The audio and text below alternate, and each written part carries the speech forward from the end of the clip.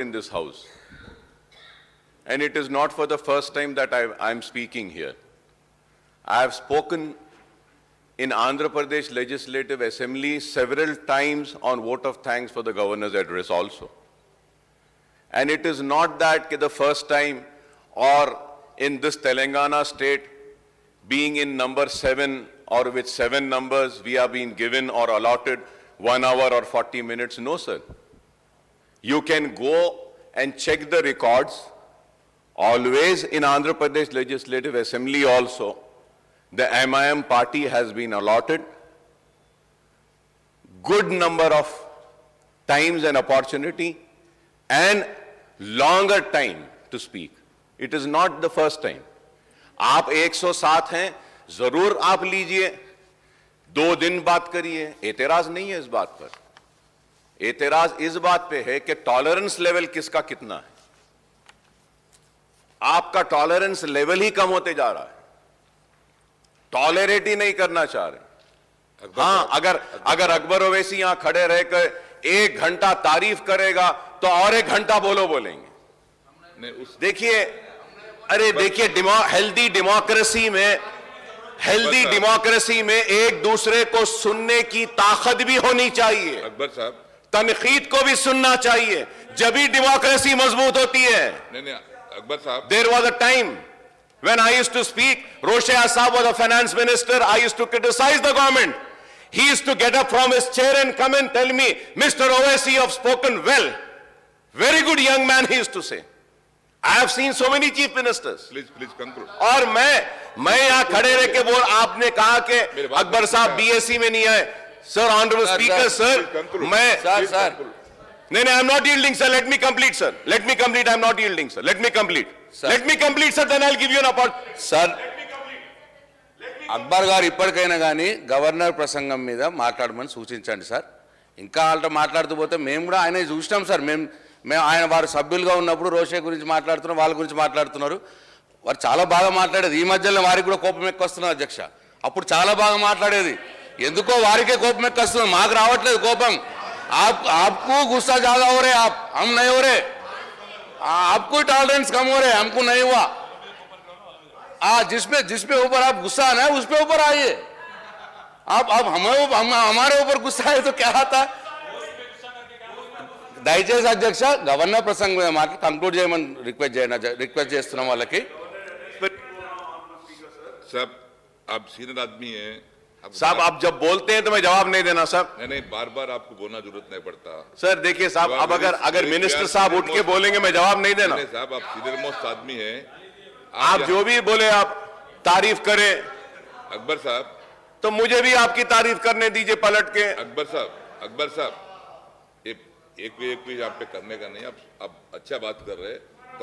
Governor speech के ऊपर जो पहला आप जो कोर्ट की अच्छा किए, मैं भी तारीफ करता हूँ।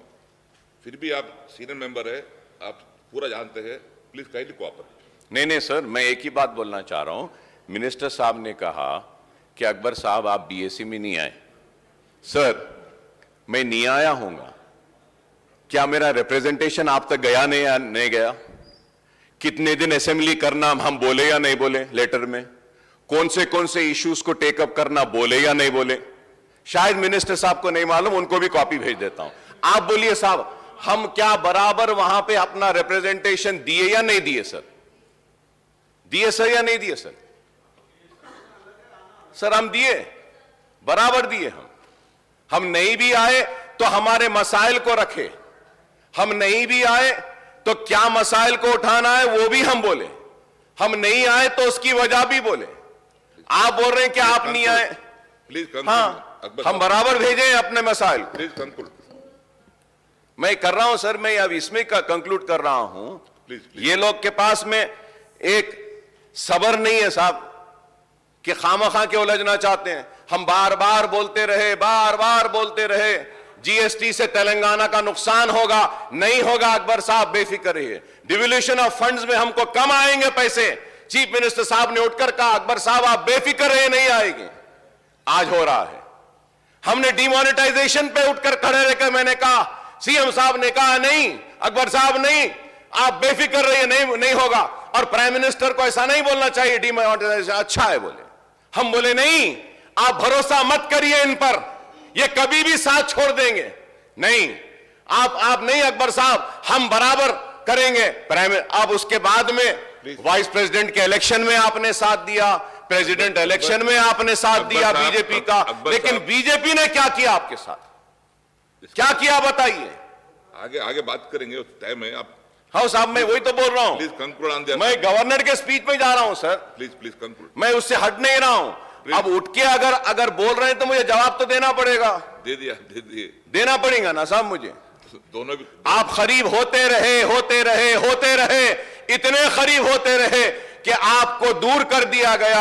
आज दूर हो गए तो वो बुरे हो गए। अरे हम यही बात कह रहे थे कि इतना करीब ना जाइए। खैर, इसके साथ ही साथ मैं मुबारकबादी देता हूं चीफ मिनिस्टर साहब को, टीआरएस पार्टी को भारत राष्ट्र समिति बनने पर, कि तेलंगाना का राष्ट्र हो गया, अब आप भारत का राष्ट्र करने निकले हैं, आपको मुबारकबादी देता हूं।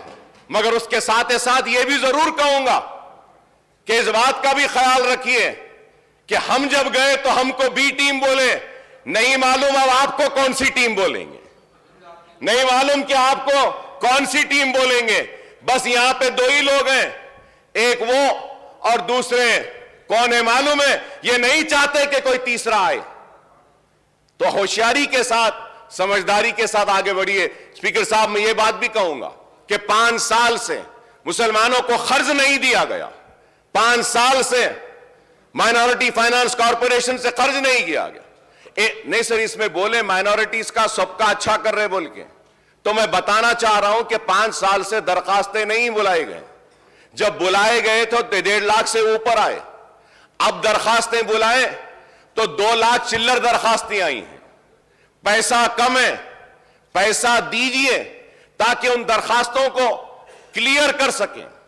इसलिए कह रहा हूं, overseas scholarship, sir overseas scholarship बच्चों के कोर्सेज खत्म हो गए हैं, लेकिन आज भी नहीं आए। 1.5 करोड़ रुपए, 150 करोड़ रुपए अगर दे देंगे तो पूरे पैसे आ जाएंगे। मरकजी हुकूमत की एक ग्रांट है जहां पे स्कूल बिल्डिंग्स बना रहे माइनॉरिटीज के लिए, स्टेट गवर्नमेंट का एक शेयर होता है, वो शेयर रिलीज करना है, उसको रिलीज कीजिए। यही बात कह रहा हूं। मैं ये कहना चाहता हूं कि औकाफी जायदादें तबाह बर्बाद हो रही हैं, औकाफी जायदादें जा रही हैं। हुसैन शाह वली रहमतुल्लाह अलैह की 1600 चिल्लर एकड़ जमीन चले गई। जब तेलंगाना का एजिटेशन हो रहा था तो टीआरएस लड़ रही थी उस जमीन के लिए, और फिर उसके बाद में सुप्रीम कोर्ट में हुकूमत की जानिब से हलफनामा डाला गया कि यह रियासत की जायदाद है। तो मैं ये बातें बताना चाह रहा हूं, बताना इसलिए चाह रहा हूं कि अगर इन बातों का करेक्शन नहीं होगा तो फिर इससे नुकसान होगा।